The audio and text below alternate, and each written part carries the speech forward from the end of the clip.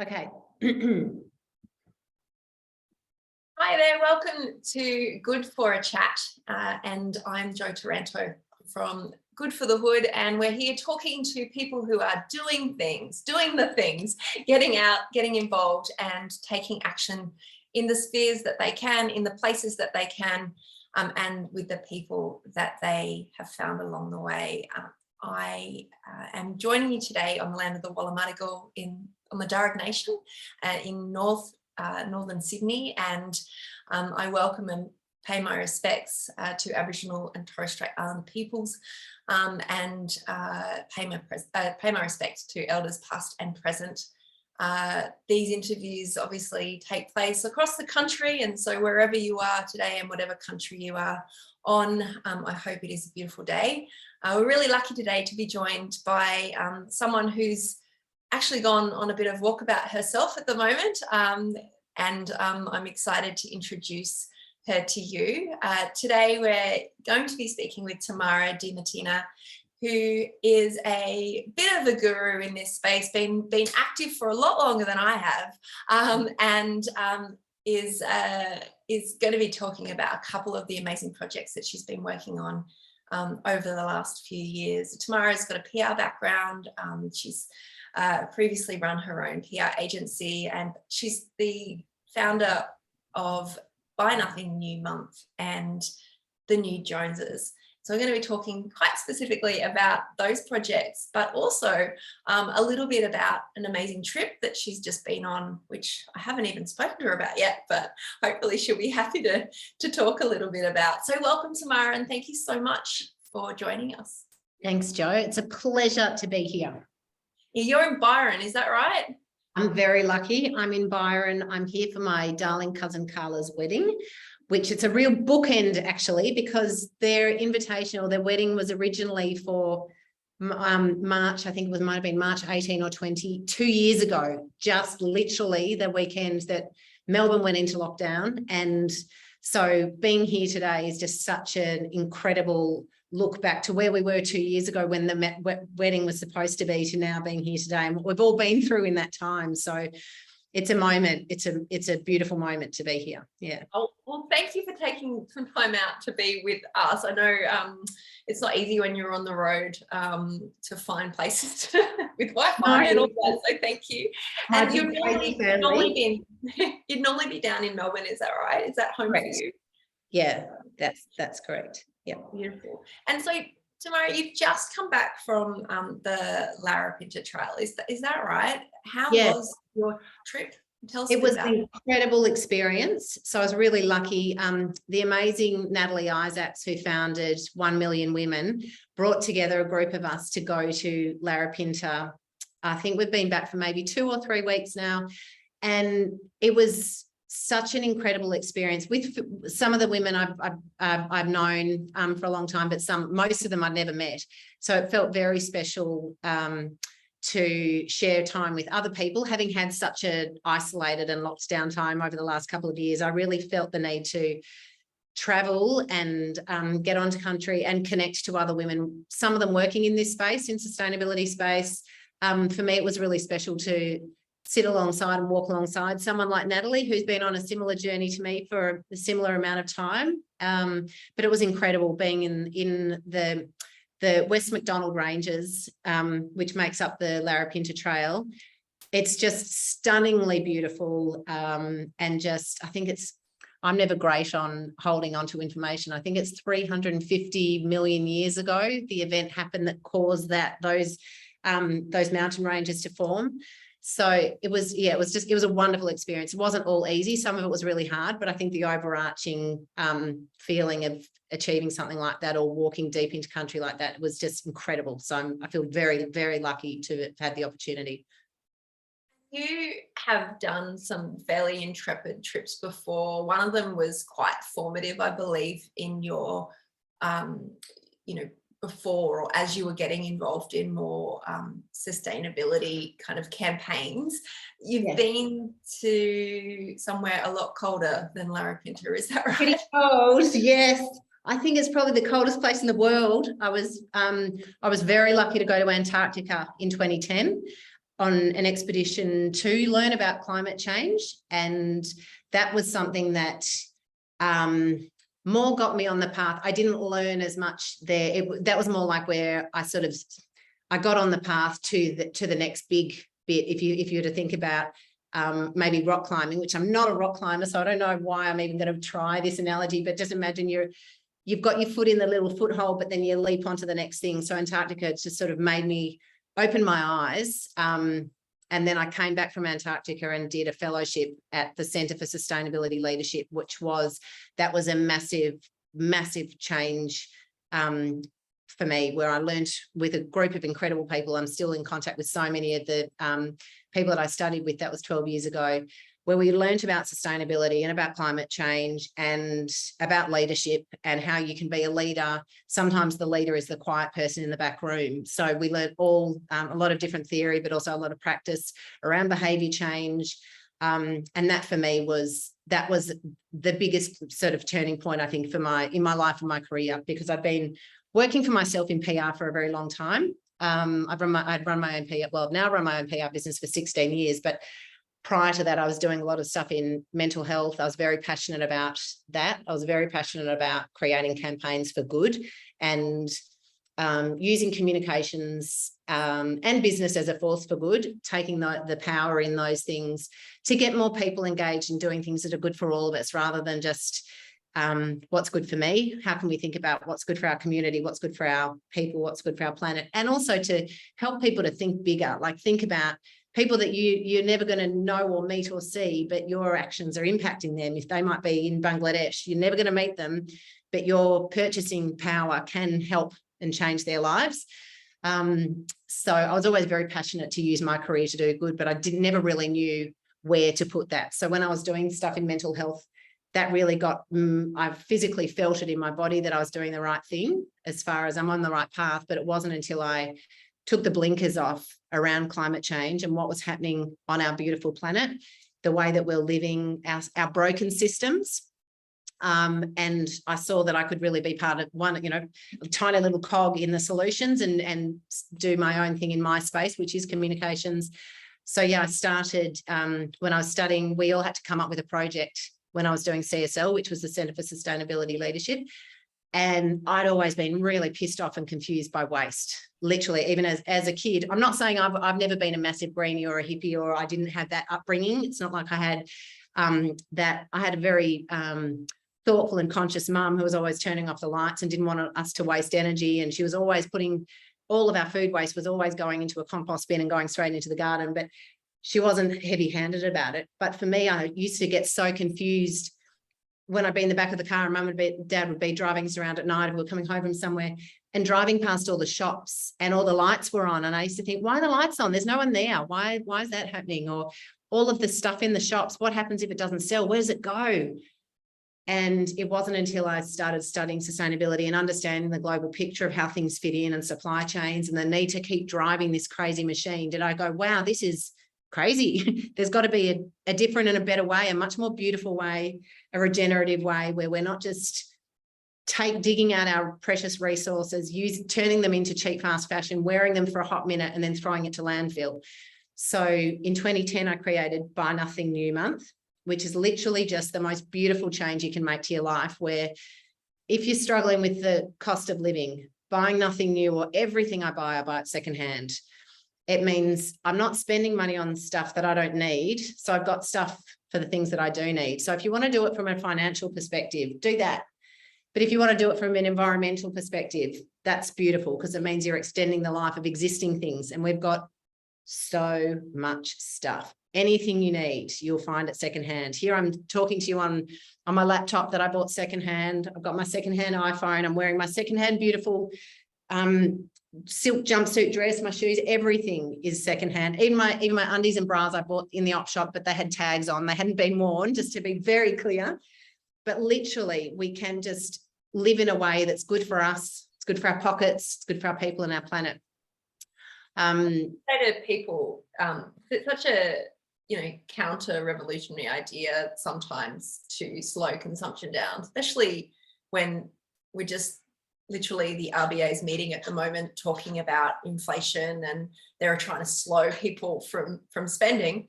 And then you would obviously at different times hear people say, but if people stop buying stuff, then, you know, the economy will go kaput and we need to support people with jobs. And you're obviously not saying don't buy anything ever, but Yeah. is it about a statement about the pace and almost the need? I think it's Very much so. Yeah, and it's not spend no money month, it's buy nothing new month. So go nuts, spend your money on beautiful experiences, go and support local businesses who are doing great things, or yeah, spend as much money as you want, or go nuts buying as much secondhand stuff as you like. The idea is let's not be wasteful. Let's think about, let's really get clear on what do I want and what do I need. And many of us are not able to pay for the things that we need because we're spending too much money on the things that we want. So we all should have good, healthy food. We should be able to heat and cool our homes, or have homes that are built well enough that we are in a dream world. We don't need to heat and cool them because they've been built well enough. They're well insulated that we're not using energy to heat and cool them. A lot of Australian homes are built so badly that we spend so much money on heating and cooling them. That's crazy. That's also killing our planet. But also the economy and jobs, incredibly important. But the economy is a human concept. We created this thing. It doesn't actually exist. It's something we talk about, but the economy is there to support the people. We shouldn't be sitting under the economy going, are you okay, economy? What can we do to make you feel comfortable and happy? The economy is meant to be us creating this structure to support the humans and the things that we need. And there is no economy on a dead planet. Everything that we have comes from our beautiful planet, from our resources, from, you know, human ingenuity. The economy is something that we need to turn into something that is circular. So it means we're using our resources over and over and over. We're not digging them out of the ground, using them, throwing them into landfill, creating methane, heating the planet. We need to have an economy that's plenty of jobs in renewable energy. For the New Joneses, which is our beautiful electric vehicle powered road trip, we had such a pleasure to interview Tony Wolfe. He's been a coal worker for 40 years. And if anyone's interested, we'll talk about the New Joneses a little bit, but go on to the newjoneses.com and watch the Tony Wolfe episode. He's so inspiring to me because he's grown up in the Latrobe Valley where it's all powered by the coal and digging the coal out of the ground, the coal-fired power station there. He's there with his hard hat, his high vis. It's been his whole life, his whole world. All his jobs have come from fossil fuels, and he's there saying, we've got to leave that behind. That's in the past. We've got cleaner, better, cheaper, better technology, all the renewables, and there's so much jobs and potential for humans in, like, we need all the people to be taking what was the old industries. We need all the Sparkies and the Chippies and everyone doing stuff to create the new renewable industry. Like, we know that there is no future for us in fossil fuels. And to hear it from someone who's worked in that industry his whole life and saying there's so much opportunity for Australia to be a renewable energy powerhouse, and we're creating jobs and we're building an industry around something that is sustainable and good for us, as opposed to the fossil fuels, which we literally know are killing us and the planet. They've been incredible to get us where we are. No doubt we wouldn't have gotten where we were, but we know now that, and we have the technology for cheaper, better, cleaner energy that is going to sustain us, as opposed to something that is literally driving climate change, which is devastating us everywhere. So, Tamara, tell us about the New Joneses. You started this at a similar time to, or just after Buy Nothing New Months, as because you were saying that you felt that you needed to show people and bring them on a journey. So tell us what, first of all, the New Joneses started out as, and then what you've been doing the last couple of years. Last couple of years, well, Jo, it's been over a decade. It makes me feel very old when I look back to when it started. So when I started Buy Nothing New Month, I was actually working with the City of Sydney, and they wanted a live activation for Buy Nothing New Month, which had been a media activation, had been us showcasing in the media people all across Australia, like families who had done Buy Nothing New Month, and they could go on a beautiful holiday at the end of the year because they'd saved so much money by not wasting money on the stuff that they didn't need. There was this pot of money at the end. So we were getting those stories into the media. So Buy Nothing New Month was very much just a media campaign. City of Sydney said, we love it, but we want you to do an activation, something physical. And I was like, easy. We'll install a house in the main street of Sydney, no problem. And we will deck it out with all beautiful secondhand stuff. I'd started reaching out to every single secondhand retailer, any business in Sydney that sold secondhand stuff, saying, want to be part of our project? We were promoting the secondhand economy, the circular economy, which is a massive part of our economy. And then we got slammed by some of the media that didn't like that. The Daily Telly put a piece in about the Buy Nothing New Month house. And then the then Premier was saying that I was nuts and Buy Nothing New Month was crazy and everyone needed to get out and shop more. And so I didn't want our beautiful concept, which was all about how can we connect better with our people and our planet and get more community minded, become more community minded rather than shoppers and consumers. It was getting lost in this political message of just politics. And so I took that project out of Sydney. We didn't actually run it. Snuck back down to Melbourne, like with a giant house on my back in the dead of night, and rebranded it as the New Joneses. And we did exactly the same concept, still the house decked out with all secondhand goods. But because we didn't call it Buy Nothing New Month, everyone's like, oh, this is amazing. We love this. So it was a rebrand. So now we run those as two very separate programs. They're the same thing, but the New Joneses show us. So it has been a physical house and activation with a beautiful garden. We've got worm farms, chickens. We've got high tech through to low tech. We've got an electric car. We've got solar panels. We've got amazing like light globes with speakers in them or light globes with Wi-Fi, showing how technology can help us reduce the clutter and be smarter. But the New Joneses show us everything we do in our life. Every choice we make has an impact. So our dunny paper, our bank, our choice of superannuation, the energy company we choose, the food we buy, where do we put the leftovers? How do we get rid of the scraps? All of those things are having an impact, but we can have a beautiful positive impact by making a smarter choice. So we're just showing people, what does it look like? What do those choices look like? And it was just gorgeous. We loved it. We toured around for, I think, about eight years with that. It was a tiny house. We'd work with different builders who were doing amazing things in their industry to make our homes more energy efficient. One year we was the world's first carbon positive prefab house. So that meant it generated more energy than it used, which is incredibly exciting. If you think of building a house that's so energy efficient, it's creating enough energy to put that back out there. Amazing. Instead of drawing energy and using fossil fuels to power it.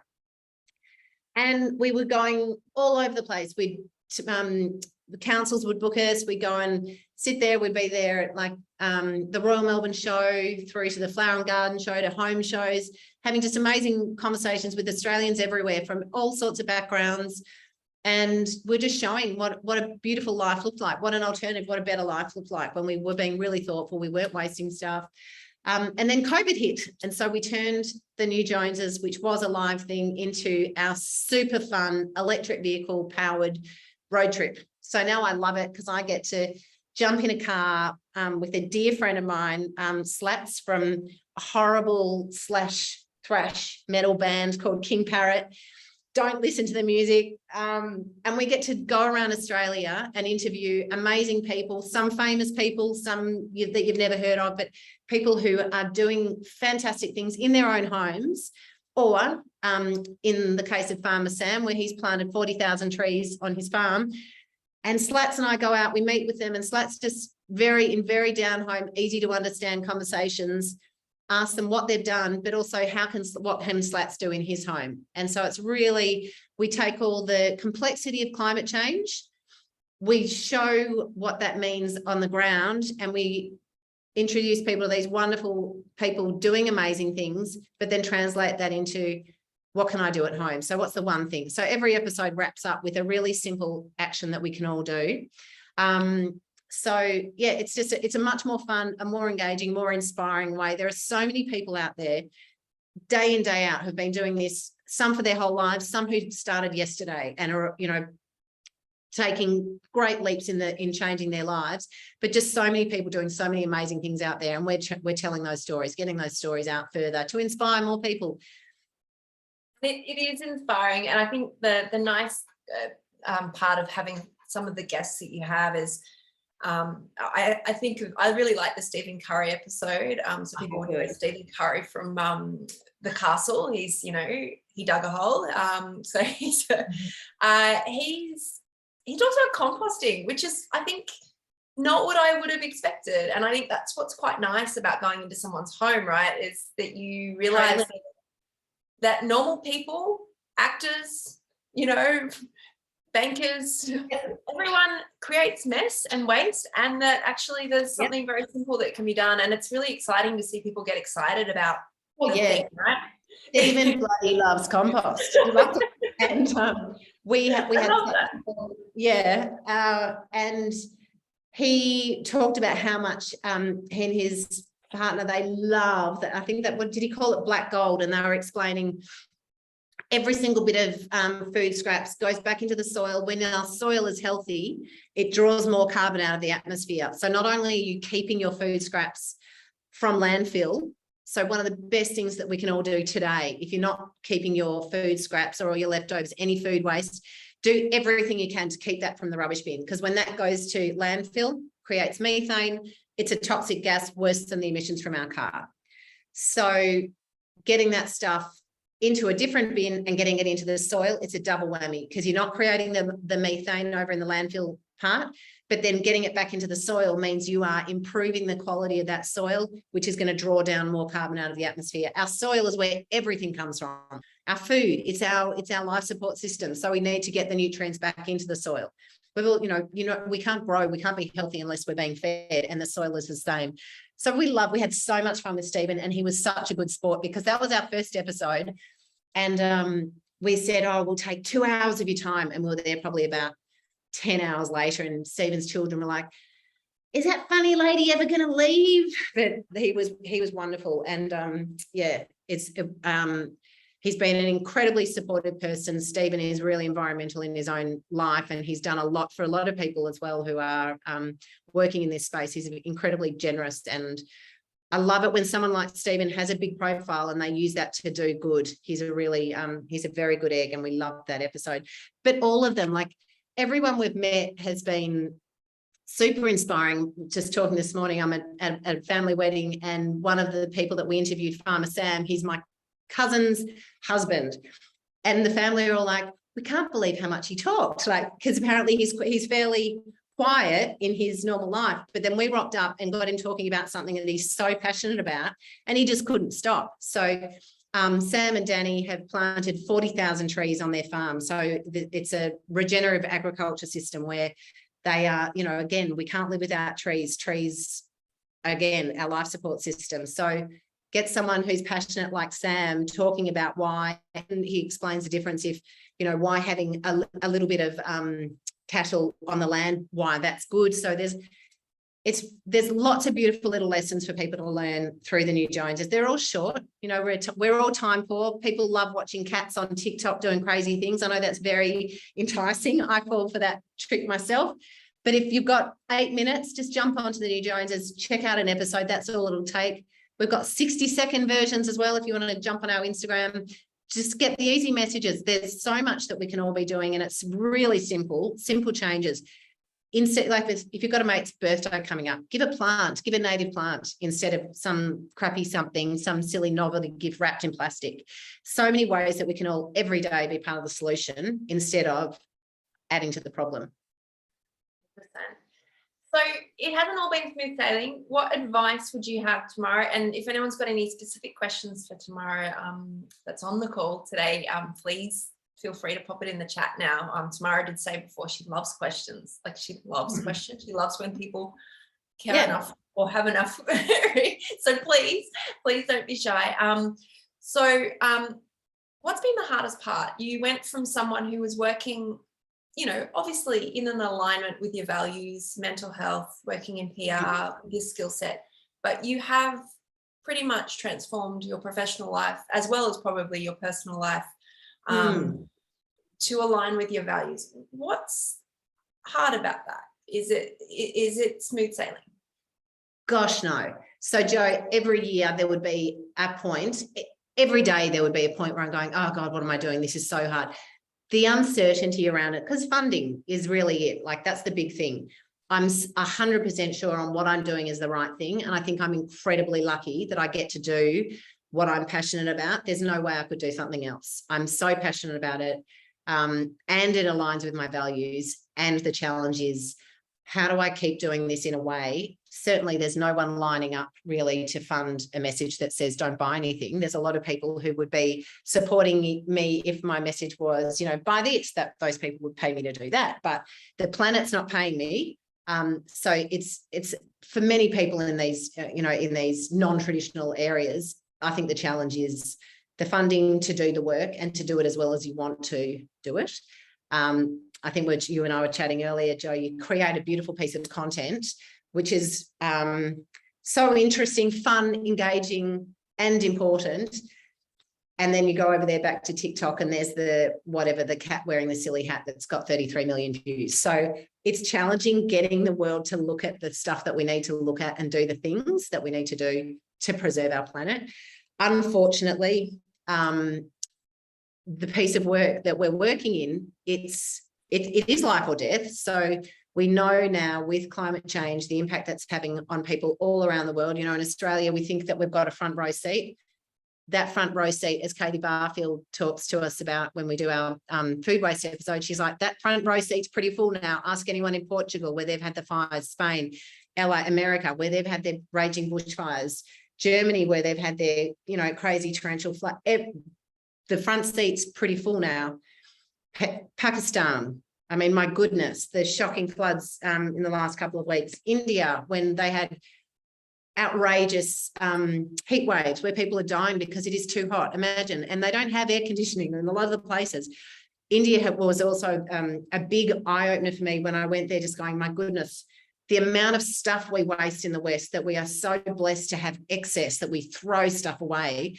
I remember seeing someone go and pick up a Coke bottle on the ground in India because that was a valuable resource to them. That was like they made their day. We throw that away. That is another thought. I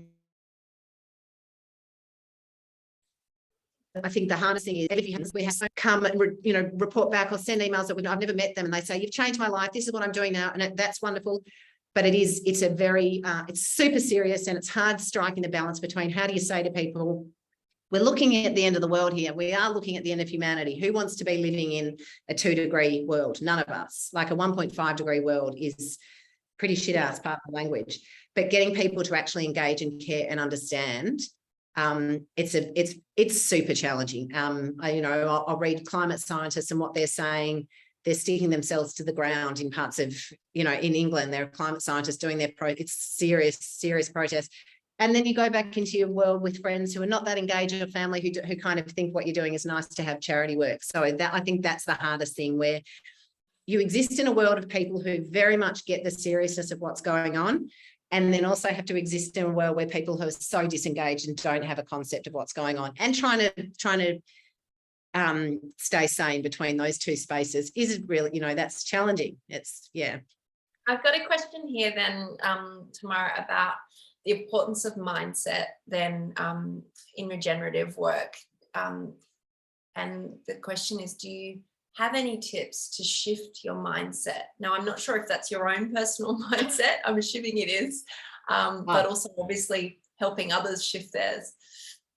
Mindset, I mean, that's everything, isn't it? I mean, even if we're not looking at this work, it's how you exist in the world. What is your mindset? Are you going out there with a sort of loving community mindset where you're trying to create a better place for everyone, or are you going out there with a selfish, I'm just going to look after me and my patch? I think your mindset, the way you see the world and your role in it is everything.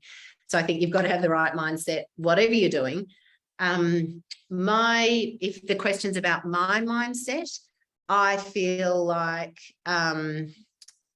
I struggle with that every day. I really do. I've put my whole career to this. Has it had any impact? And the demons in my mind, sometimes I'm like, what are you doing? Why are you bothering? Why don't you just go and have a nice job at something that's not so stressful? I just couldn't do that. But then within 10 seconds, my brain's flipped back into, I'm so lucky and I love what I do because I'm so passionate and I know that I'm making a difference. And I'm very lucky that I get to do this sort of work as well, to do things that I'm passionate about. I think switching other people's mindsets, that's incredibly difficult. I find, or have we frozen? Has my internet frozen? No, you're okay. My end has mine. Right, sorry. This is a terrible example to use, and I'm not dumping him in it because he's never going to listen to this, but my beautiful dad, who I love very much, he's 85, and we spend a lot of time together, and we come from very different mindsets. And almost every time, during lockdown, we spent a lot of time together at his beach house, and it drives me nuts because everything I do is based on, like, literally, I haven't bought a new item of stuff for almost 2 decades, but very dedicated for 12 years. He's quite a big consumer. Waste. I'm super careful about not buying stuff in plastic, etc. And he's from a different generation that's not. So he's like, oh, why would you bother? Or he's kind of. So that's a constant gauge to me of that is what a lot of people are like out there. It's a challenge for me personally to not take out all my frustrations of the world out on him because he's one person, but it's very difficult. Every time I raise stuff with him, he pretends that like that's the first time he's ever heard it. And I know that there are so many people out there who they're of a different mindset. They don't have that same belief that what you do really matters. And of course, if I'm the only one doing it, it doesn't matter. That's why we need all of us doing it imperfectly. We don't need a few of us doing this stuff perfectly. We need all of us doing everything that we can to be as good as we can. But you're not going to always be. Like sometimes, I'm just trying to think of examples. I eat meat. Sometimes I eat meat. I've got people who would think that just assume that I'm a vegan or assume I'm a vegetarian. I was vegetarian for about 15 years, but now sometimes I'm like, yeah, I'll eat a bit of meat if it's going around. Some people would look at that and go, oh, you could do better. And we could all be perfect. But also, I think you need to be easy on yourself as well. But yes, changing mindsets. I think the best way to do that is leading by example. I think is a really good way. Another thing, when I get a bit down on people not doing what I want them to do, or they're not as informed around environment and climate as I would like them to be, I remember I kick myself off my high horse and I look at some of my friends who work in other areas of human rights or domestic violence or these other issues that are so important to them that I'm not very informed on those issues. And I go, they could be just as annoyed at me that I don't know everything about human rights issues or refugees or asylum seekers. All of my stuff is, everything that I do with climate change is about the good for everyone. It's almost like the umbrella for all of those things, because as the climate crisis gets worse, we have more asylum seekers, we have more refugees, we have more domestic violence. So climate change, I feel like, is the Mac Daddy over everything. It means there's more hunger, there's more poverty. So it's like that's the kind of trying to deal with the biggest issue, but on those other issues, I'm not very engaged. And so for that mindset piece, I go, yeah, those people would look at me and go, why don't you know enough about this, or why aren't you doing this or this and this? So try not to be too judgy, which I can sometimes get a little bit judgy. I think when you're as invested as you have been and are, it's challenging, right? But I think the approach of the work you've been doing with the New Joneses, and again, I'd encourage everyone to check out the beautiful road trip videos. You've got Yalestone from Orange Tree there. You've got I think there's a few little feature bits from That's What I Reckon. Yeah, and That's What I Reckon. If you've ever seen his start cooking, he's amazing. You've got Stephen Curry, you've got AFL for climate. Yeah. AFL players for Tom climate. Campbell and Jasper Piggard, they were beautiful. That was so inspiring for me as well to hear from those young guys who were just doing incredible things. They were so beautifully spoken, they were so passionate and across so many issues that I just thought, wow, if everyone was like that, or I feel very old saying this, but if the next generation, if they're all like Tom and Jasper, we're lucky. AFL, you've used humor, you've used a fairly light-hearted approach, I'd say. Very, very approachable, and I think that's where it does really help us to come back to, it's nice to teach, it's nice to educate, but almost an invitation to just come and check this out is sometimes a lot more generous. Well, it's super fun. Like I love it when we are in production and working with the team, the boys that I work with, they're so beautiful, and I get inspired by them, because even the guys that you do see them, you actually see Dave and Nick, who are our cameras, you see them on camera actually, because that's part of our thing of showing what goes on behind the scenes. You see the bloopery bits, and even those two, the way that they're so respectful and the way that they beautifully work together, it's like it's the whole process. It's really very beautiful. We laugh a lot, and I think it's very important, certainly when you're dealing with really very confronting subject matter of climate change, really serious stuff. We need to be able to give our nervous systems a break and have a laugh and have a nice time, because that's, you know, we should be living in a world where we're having a laugh and having a nice time, and it's important to remember to have a good time when you can. Yeah. So Tamara, before we wrap up, if there's any more questions, now's the moment. But before we wrap up, it would be great, obviously, if anyone's interested in setting themselves a challenge to be part of Buy Nothing New month. October is the month, is that right? So there's still a chance. But you can do it whenever you want. So we celebrate and promote Buy Nothing New month in October, but it's Buy Nothing New month. It's not Buy Nothing New October. So you do it whenever you want.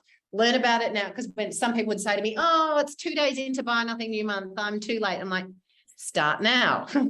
Do it in December is a great time to do Buy Nothing New month, or in November, when people are buying all the Christmas gifts that they don't need to do, or, you know, yeah, do it whenever you want, but join us. If you can go to buynothingnew.com.au, sign up, and you get all the new Joneses stuff through that. Sorry, you keep going. Yeah, Jo. and then obviously checking out the new Joneses and seeing those little insights into people we know very well and very familiar, and yeah, and also some people who we probably should know more about. Certainly some pretty epic people sharing their wisdom and tips, and also just, I don't know, it is like getting let into someone's backyard. I quite voyeuristically enjoy seeing how people live and what they so yeah. It is nice. All our guests have been super generous with their time, and letting us into their homes, like in many of the cases, and everyone has said yes. Like, people are very passionate about this, and there's so many people that want to get on board. So I'd love all of you who are listening today, or whenever you are, go to thenewjoneses.com, watch some of them, share them with people. We've got a little tick off 10 list. It's very analog, but if you wanted to print it on some recycled paper and stick it to your fridge and tick them off as you go, everything that we do, it's all matched to the Sustainable Development Goals and to Project Drawdown. So there's great, robust science and data behind what we do, but ours is just done in really easy, simple language and really simple things that we can all do. Some of them are super expensive, like, you know, if you're going solar or you're buying electric cars, but some of them are going to save you a huge amount of money. So pick what you can do and just get started. Mara, before we finish up, I ask everyone this question because it's the foundation of what we do at Good for the Hood, and I'm going to get you that website there, Karen. It's for Buy Nothing New. It's buynothingnew.com.au, and for the new Joneses, it's the new Joneses, JONESE. JONESES. I know. I'm like, that do know. So as in keeping up with the Joneses, thenewjoneses.com. So please check that out. I want to know, Tamara, what does good mean to you? Oh, great question. Good. It's not often. Good means positive. It's something that's an improvement, or it's good. It's better than, it's not neutral. It's better than what is just the, oh my goodness, Jo, it's not often that I'm at a loss for words, but you've thrown me. I'll have a think and I'll come back to you, but I know you want something now. I would say good is just, it's positive. You're doing some good. You're doing something that's positive. It's improving what was there before. Even if it's you're getting up for you've had your pub meal and you don't leave your chair sticking out, you put it back under the table. You did a little bit of good. That's all. And like, if we all just do a little bit of good where we can, great. tomorrow. Now you make me want to go and have a pub meal. Thank you to everyone who's joined us today and or who's watched this after. Hopefully we're going to see a lot more episodes coming up tomorrow. I know it's a slog and I know it involves a lot of I was going to say blood, sweat and tears. I think it's mostly sweat and probably no sweat. tears. There's tears. Hopefully no tears. Some blood as well. Like, I don't know if we've shut our hands in the car door or something. Probably a bit of blood, but not that much. Bit of blood, little bit of blood. Mostly sweat. It's hard work. It's probably sometimes thankless work, but we're big fans. And Thank you so I know much. that it's beautiful stuff and it's really well articulated. So thank you for giving your skills to the world. You could be, you know, going and doing PR for some of the big ghastly polluters of the world, but you've chosen to use your skills for good and put your chair back under the table at the pub. So thank you. And it's been an absolute pleasure to meet you. You have to go and enjoy a wedding. So I'm going to go and enjoy a wedding now. Yeah. Thank you so much. What a pleasure. And thanks for the opportunity. I loved it. Wonderful. Thanks everyone. Thanks,